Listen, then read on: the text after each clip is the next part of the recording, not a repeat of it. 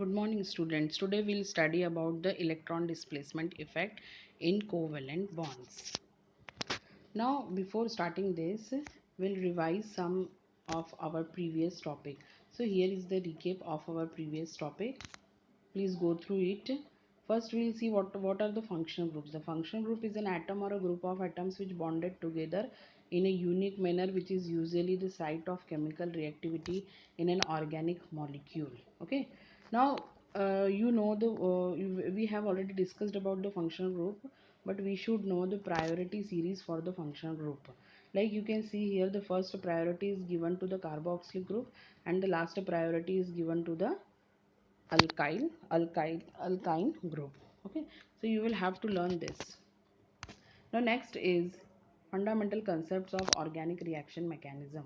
Now what is this reaction mechanism? You know very well, in a particular reaction an organic molecule reacts with an attacking reagent and it leads to the formation of intermediate and finally the product will be formed. So you can see here an organic molecule or substrate, or we can say that reactant is here, and from the reactant, when these reactants reacts with each other, an intermediate product is formed, and by this intermediate product, main product and the byproduct is formed. This is what reaction mechanism. This is the sequential account of each step. Okay, so in the first step what happens, the reactant molecules react with each other, then intermediate form, and as a result product and the byproducts are formed. Now we'll see the electron movement in organic reactions. This is our today's topic, electron movement in organic reactions. Okay, now see what is electron movement in organic reaction. It is nothing, it is the shifting of electron pair. As you can see in the diagram, in the first example you can see the pi electrons are shifting from double bond to the single bond. In the second example, the electrons are shifting from pi bond to the adjacent atom, and in the third example these electrons are shifted from atom to the adjacent pi bond. So this is what electron movement in organic reaction.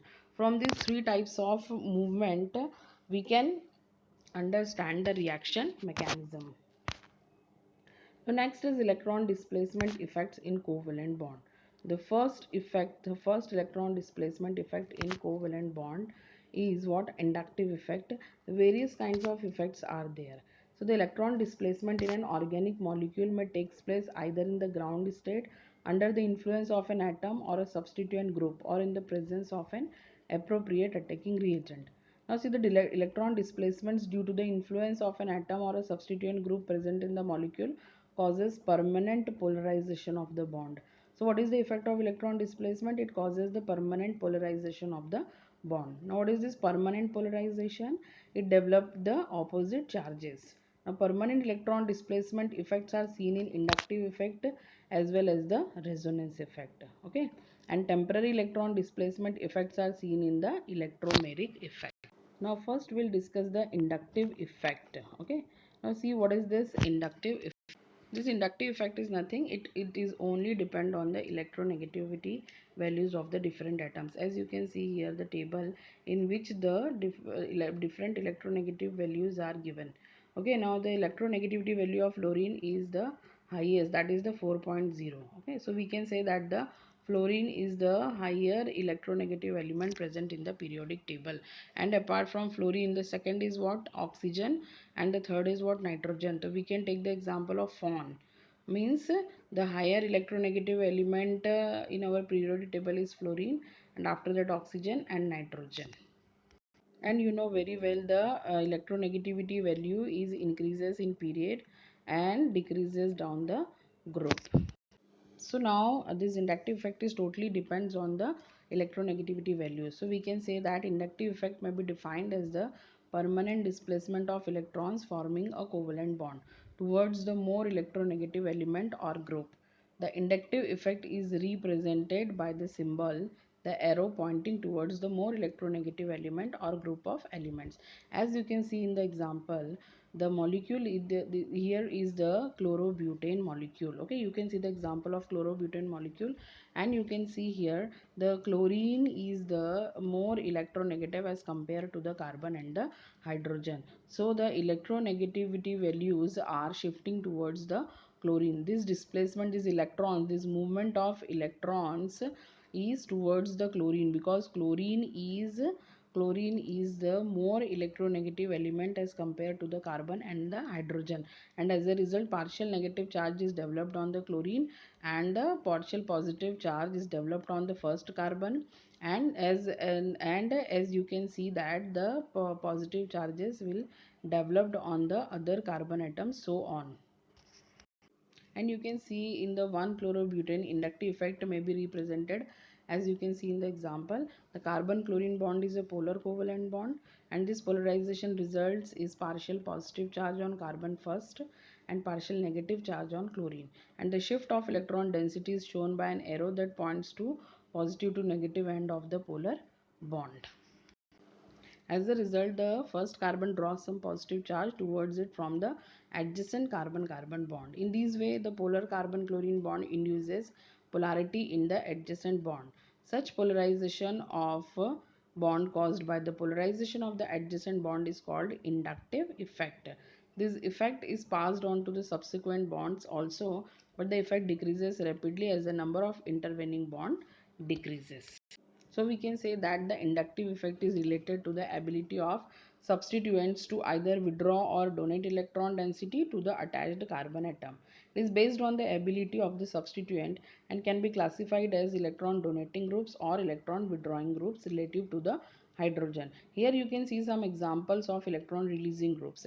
You know very well the methyl group, ethyl groups are the electron releasing group. They releases the electron, and here are some examples of the electron withdrawing groups such as the halogen, nitro group, cyano group, carboxylic group, ester group, as well as the aryl oxy group. Okay, so these groups are the examples of electron withdrawing group. So you must learn this example electron releasing group as well as the electron withdrawing.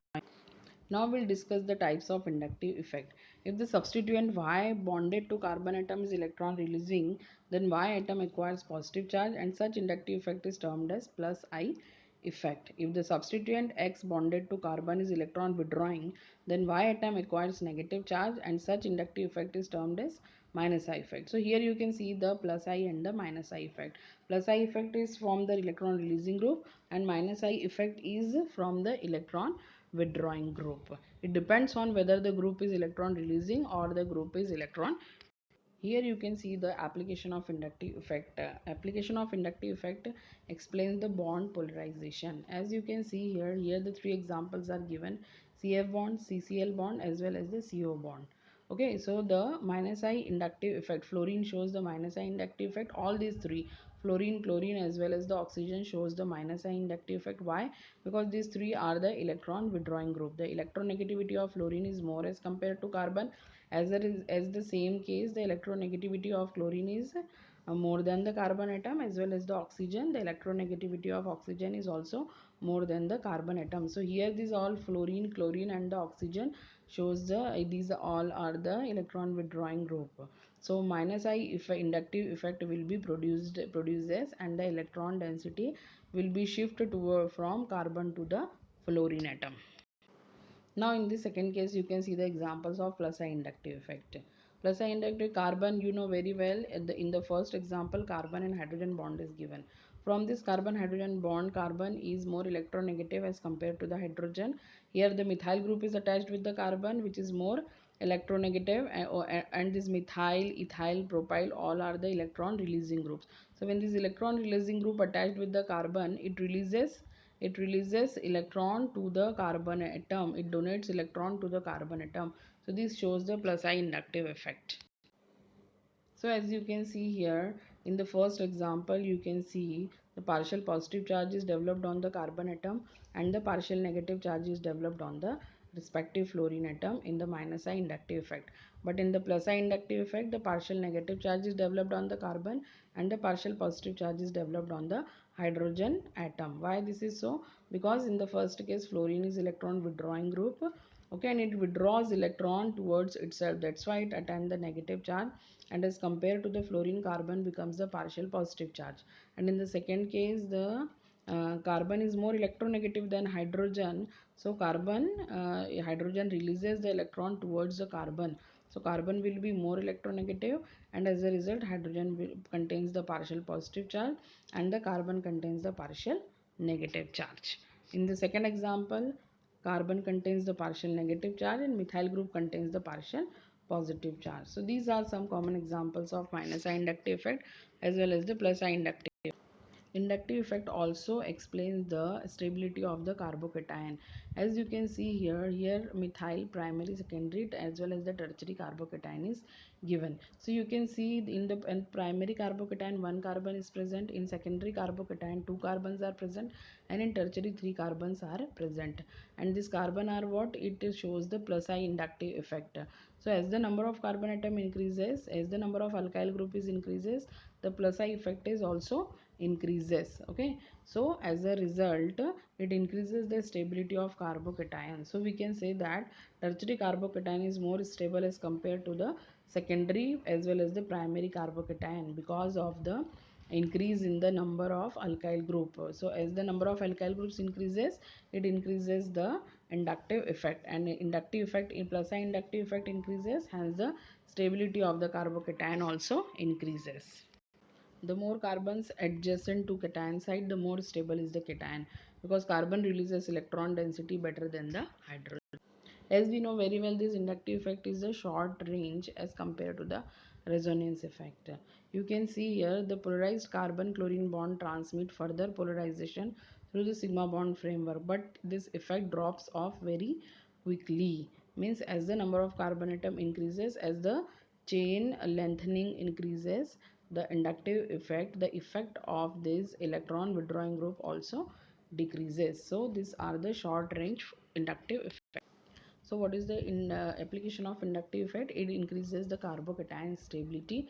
As you can see, this methyl carbocation, primary carbocation, secondary carbocation as well as the tertiary carbocation. The carbon atom is electron deficient, only has 6 electrons in its outer valence shell, and the methyl group have plus I inductive effect. So as you can see here, the tertiary carbocation is more stable because of the plus I inductive effect is more on the tertiary carbocation as compared to the secondary, primary as well as the methyl carbocation, because these all three alkyl groups are present on tertiary carbocation.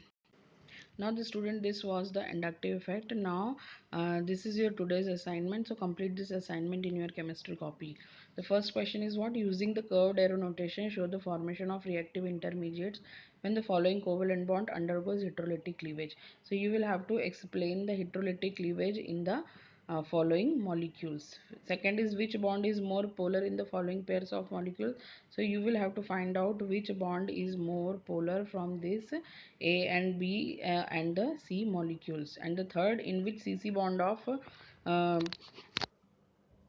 bromopropane the inductive effect is expected to be the least, explain with the reason. So you will have to attempt all these three questions in your copy based on the topic inductive effect. Thank you and have a nice day, and please revise the topic from your NCERT book and prepare your notes and complete all these three questions in your chemistry copy. Thank you.